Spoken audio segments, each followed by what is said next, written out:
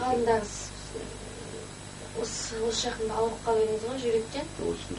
Сол туралы айтты. Қиын. Бірақ ол бұрынғы ауру ғой 77 жылда ауру кітапта болды. Бұрынғы ол емес. Иә, сол ол центр ашылды. Артынан кейін жоқ болып кетеді. Жүрек ауырғандардан мен сияқты жүрмейді. Оның түрінен көріп тұр. Жүрек ауырғандардан. Енді моторы жұмыс істемейтін машина сияқты. Ал бірақ бір жерде түйіліп деген қайтадан зымырап кететін машина, оның басқа емес. Оның мотор емес, оның басқа жерінде емес. Карбюратор дейсіз. Иә, карбюратор ма, бірден жоқ, выхлопный турбасында ма, бір немесінде. Түкіріп жүрген есі. Сіздің жүрек ауырғаныңыз ағам, жанұяға да әсер етеді екен бе? Иә, саған да әсер етті. Сонда қысылғанда баланың дауысы естілді. Кетіп барады. Аға, жаның дауысы екен. Қой, оралайын деп кетіп, түргеліп, үйді жинап. Сіз әдейі жіберіп тұр ғой, оянсын деп. Иә, оянсын деп. Мен мақұл деп кетіп бара жатыр. Ол мен маған жақсы, жақын. Жала жерде мені күтіп тұр бәрі екен, бірақ бұл жерде мені көрсе керек. Қиналсам да, қалай болсам да енді қалықтап тастауға шамам жоқ. Аға, сонда өз деңгейіңізде сіз жалғыз адамсыз. Осы галактикада, осы планетада. Ал сонда мына планетаның барлық жаңағы жаман ойларын көріп ести тұра жалғыз өзіңіз қалай шыдайсыз? Мен не то что шыдамаймын, мен оны жоямын.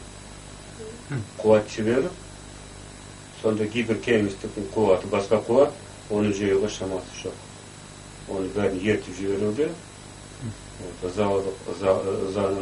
залықтың, зұлымдықтың бәрі ойларын. Сол себептен біріншіден қазір. Енді ментал дүние қазір қазақ философия мен қазақ мәдениетінің несімен толып жатыр қазір. Ол таза бұлақтың суы сияқты.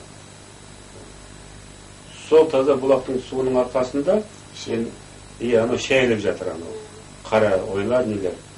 И оның қазір топырақ дүниесінің жалғасы қазақ мәдениеті қазір көтерілуі.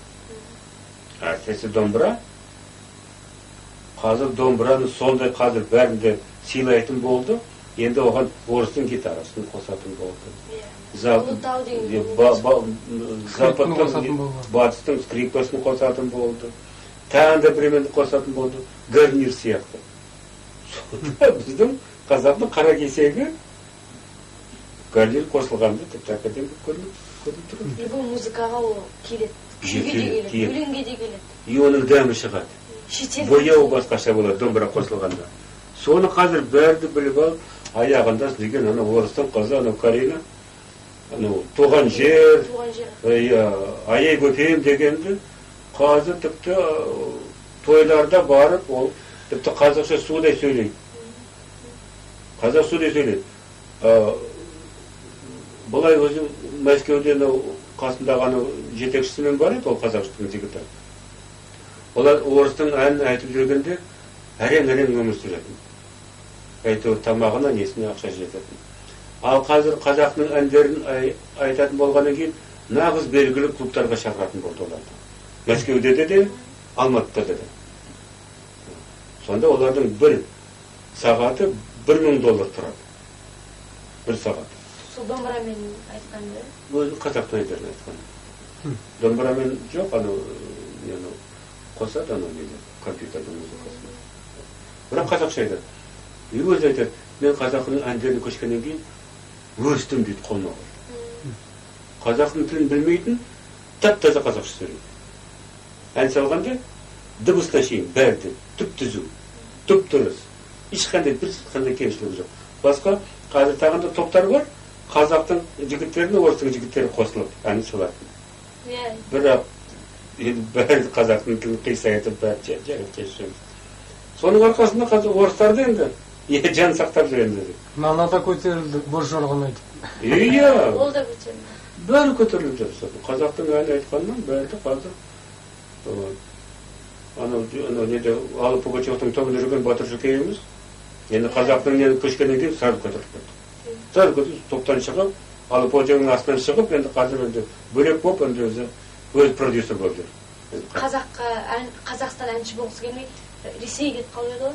Иә. Қайтып келді. Қайтып келді. Бәрібір топырақ тартады. Біздің дәстүрлі музыканттар сұмдық. Bir top, Еділ Хусейнов басқарған, ол нағыз қазақтың дәстүрімен, деген дыбысыны, кеңірдектің дыбысымен орындайды. Бақсылардың әндерін. Солар былтыр көмеймен айтады. Көмеймен. Осы жерде енді жол аяқ беріп концерт берді. Жолға шығуға Америкаға. Сонда нағыз ысып тұрған шілдеде солар әндерін шығғанда жаңбыр түсті. Түлені көрсетіп, ағып жатыр судан төбеден. Деген Америкаға олар бара жатқанда сюжетті көрсетіп жатыр. Вашингтонда адамдар мажорын сатып алып, табанына басып жатыр. 50 градус ыстық. Асфальт күйіп жатыр. Бәрі фонтанда отыр, балалар бұлай жиын фонтарға кіріп отыр.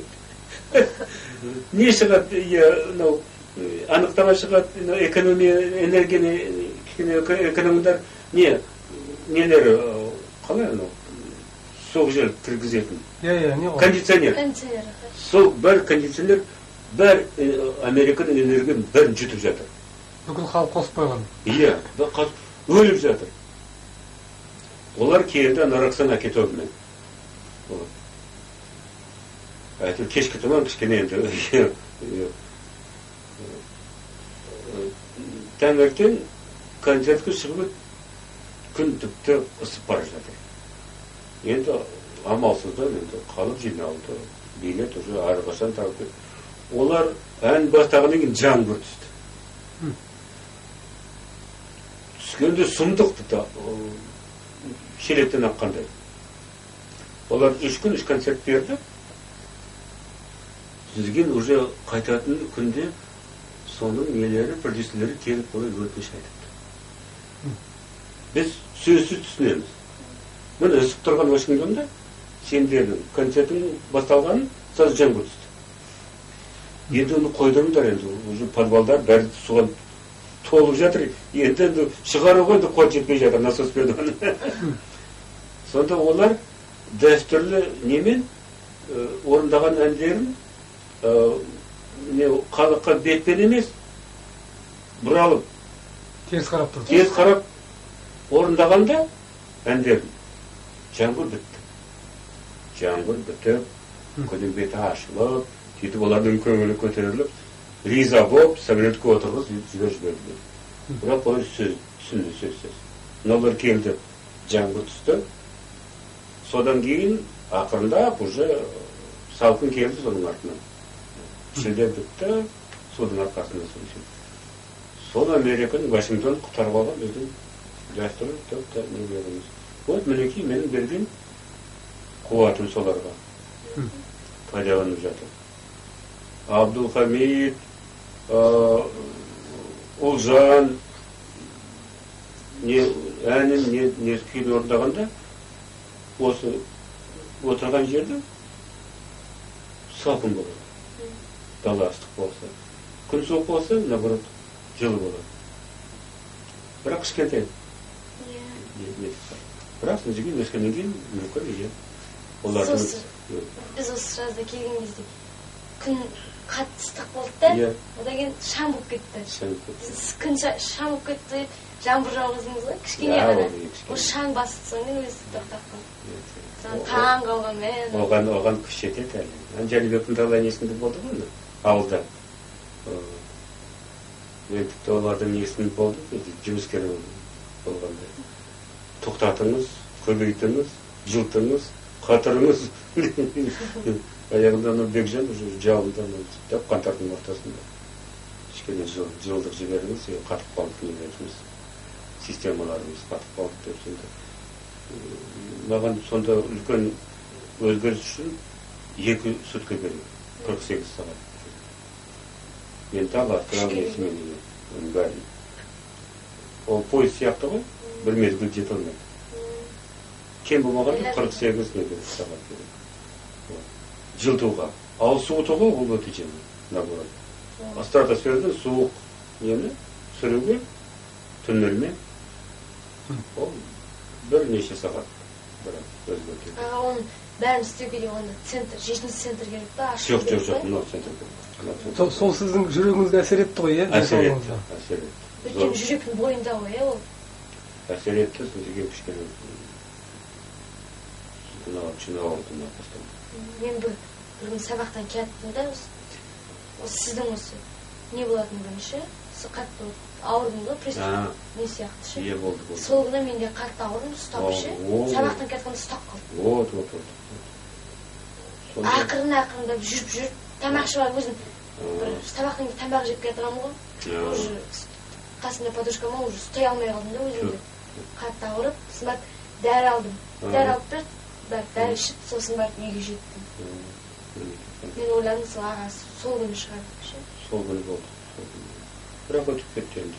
Ендігі жылға шейін енді оралмады. Енді сізден ештеңе сұрамаймыз аға. Аға.